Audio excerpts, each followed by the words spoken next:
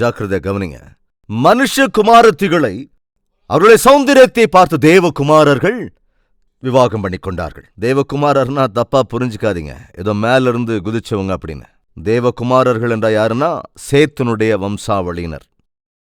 தேவன் சேத்துடைய வம்சத்தை தெரிந்து கொண்டார். காரணம் என்ன?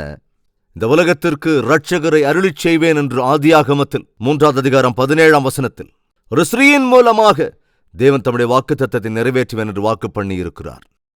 தம்முடைய வாக்குத்தத்தத்தின் அடிப்படையில் ஒரு வம்சத்தை தெரிந்து கொண்டார். அது சேத்தின் வம்சம். தேவன் தெரிந்து கொண்ட வம்சம் அது தேவனுடைய புத்திரரின் வம்சம். காயினுடைய சந்ததி பயங்கர பாவ சந்ததி. அந்த சந்ததி பாவத்திலேயே தொடர்ந்து கொண்டிருந்த போது, அவர்கள் சௌந்தரியமாயிருந்தபோது, சேத்தின் சந்ததியார் தேவனுடைய குமாரராக இருந்த வம்சத்தார் என்ன செய்தார்கள்? விவாக விஷயத்திலே தவறாக அடியெடுத்து வைத்தார்கள். விவாக விஷயத்திலே அவசரப்பட்டு விட்டார்கள்.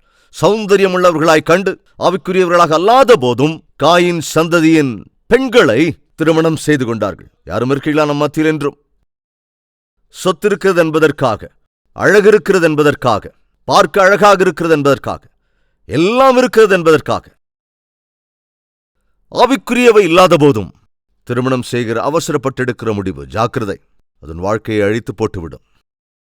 அநேகர் விவாக காரியத்திலே பார்க்கிற விஷயங்கள் என்ன?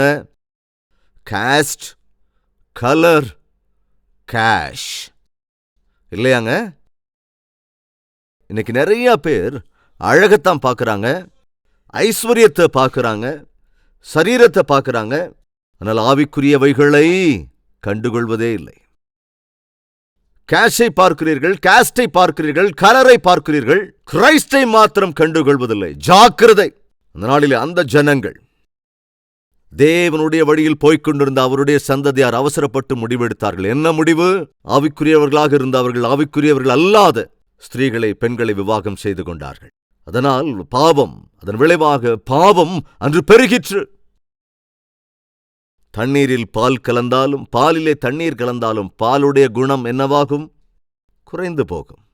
அதுதான் நடந்தது. அதன் விளைவாக கவனிங்க, மனுஷனுடைய அக்கிரமம் பூமியிலே பெருகினது என்றும் அவன் இருதயத்து நினைவுகளின் தோற்றமெல்லாம் நித்தமும் பொல்லாததே என்றும் கர்த்தர் கண்டு, தாம் பூமியிலே மனுஷனை உண்டாக்கினதற்காக கர்த்தர் மனஸ்தாபப்பட்டார். அது அவர் இருதயத்திற்கு விசனமாயிருந்தது. அப்பொழுது கர்த்தர், நான் சிருஷ்டித்த மனிதனை பூமியின் மேல் வைக்காமல் மனுஷன் முதற்கொண்டு மிருகங்கள், ஊரும் பிராணிகள், ஆகாயத்து பறவைகள் பரியந்தமும் உண்டாயிருக்கிறவைகளை நிக்கிரகம் பண்ணுவேன். நான் அவர்களை உண்டாக்கினது எனக்கு மனஸ்தாபமாயிருக்கிறது என்றார். எப்பொழுது ஆவிக்குரியவைகளுக்கு விரோதமாக விவாகங்கள் நடந்ததோ, தேவனுடைய சித்தத்துக்கு விரோதமாக விவாகங்கள் நடந்ததோ, அப்படி அந்த விவாக நடைமுறை தேவனுடைய சித்தத்துக்கு விரோதமாக அங்கே இடம் பிடித்து சின்னாபின்னமாகி போன போது தேவன் மிகவும் கவலைப்பட்டார். என்ன ஒரு காரியம் செஞ்சிட்டீங்க? நான் விருப்பப்பட்ட குடும்ப உறவை ஏற்படுத்த வேண்டிய நீங்கள் அழகை கண்டு, ஐஸ்வர்யத்தை கண்டு, கவர்ச்சிகளை கண்டு, ஐயோ ஆவிக்குரியவைகளை உதறி தள்ளிவிட்டீர்களே. என்னுடைய திட்டங்கள், நோக்கங்கள், உத்தேசங்கள் எல்லாவற்றையும் நொறுக்கி விட்டீர்களே. உங்களை போன்றவர்களை சிருஷ்டித்ததற்காக நான் மனஸ்தாபப்படுகிறேன். ஆவிக்குரிய சகோதரனே, சகோதரியே, உன் வாழ்க்கையில் அவசரப்பட்டு நீ முடிவுகளை எடுக்கிற போது, விவாக காரியங்களில் அவசரப்பட்டு முடிவெடுக்கிற போது, ஏன் இஷ்டம் என்று நீ உன்னுடைய விவாக காரியங்களில் உன் இஷ்டத்திற்கு முடிவெடுப்பாய் என்றால், உன் தாயும் தந்தையும் அழுவதை தவிர வேறு வழியே இருக்காது. திக்கற்ற நிலைக்கு அவர்கள் தள்ளப்படுவார்கள். அது மாத்திரமல்ல, உன்னை உண்டாக்கினதற்காக, உன்னை கொண்டதற்காக தேவனும் துக்கப்படத்தான் செய்வார். தந்தைமார், தாய்மார், பிள்ளைகளின் விவாக விஷயத்துல ஜாக்கிரதையா இருங்க. அவசரப்பட்டு முடிவுகளை நீங்களும் எடுக்காதீங்க. பிள்ளைங்களை எடுக்கும்போது அதுக்கு சம்மதிக்கவும் செய்யாதீங்க.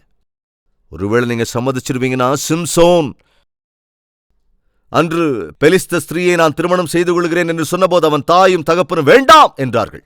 ஆனா அதுக்கப்புறம் என்ன நடந்ததோ, சரிப்பா மகனே என்று சொல்லி சிம்சோனோடு கூட அந்த பெலிஸ்த தேசத்திற்கே கூட போய் கனமா திருமணம் செய்து கடைசியில் திக்கற்ற ஒரு வாழ்க்கைக்கு தள்ளப்பட்டார்கள்.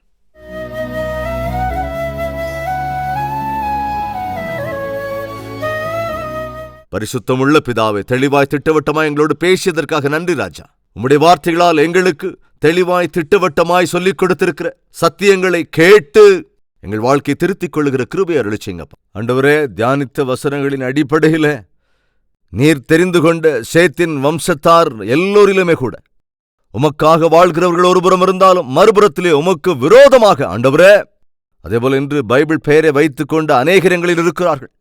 அவர்கள் காயின் சந்ததியாக இருக்கிறார்களோ அல்லது சேத்தின் சந்ததியாக இருக்கிறார்களோ என்பதை அவரவர் சோதித்து அவரவர்கள் கேள்வி கேட்டுக்கொண்டு ஆண்டவரிடத்திலே ஜெபிக்கிறார்கள். எப்பொழுதும் கூட நீர் சொன்னது மாத்திரம்தான் நடக்கும். இந்த நாளிலும் யார் யாரெல்லாம் தாங்கள் செய்த பாவங்களுக்கான சிக்ஷை காத்துக் கொண்டிருக்கிறது என்று நீர் எச்சரிக்கிற போதும் அதை பற்றி கண்டுகொள்ளாமல் எனக்கு எதுவும் ஆகாது என்று நினைப்பார்கள் என்றால் வரப்போகிறது நீர் அனுப்பப் போகின்ற சிக்ஷை. இந்த சத்தியத்தை உணர்ந்து மிகவும் கவனமாக இன்றே மனஸ்தாபப்பட்டு தங்கள் வாழ்க்கையை திருத்திக் கொள்ள கிருபையிட வேண்டும் என்றும் இயேசு கிறிஸ்துவின் நாமத்தில் வேண்டிக் கொள்கிறோம் பிதாவே. ஆமென்.